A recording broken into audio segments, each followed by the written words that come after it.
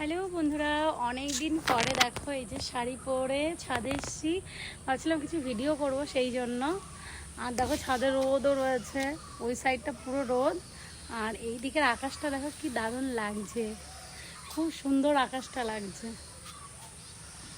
আকাশটা দেখো কি দারুণ লাগছে। আমার মেয়েও এসছে, আমি আসছিলাম জন্য আমাকে বলছে মা কোথায় যাচ্ছে, আমি বলছি ছাদে যাচ্ছি। ও চলে এসছে ওই যে। আর বৃষ্টির জলের জন্য দেখো ছাদ পুরো কালো কালো হয়ে গেছে। আর এই যে হলো আমাদের নিচে ওই যে মন্দির, চারিদিকে সবুজ, খুব সুন্দর।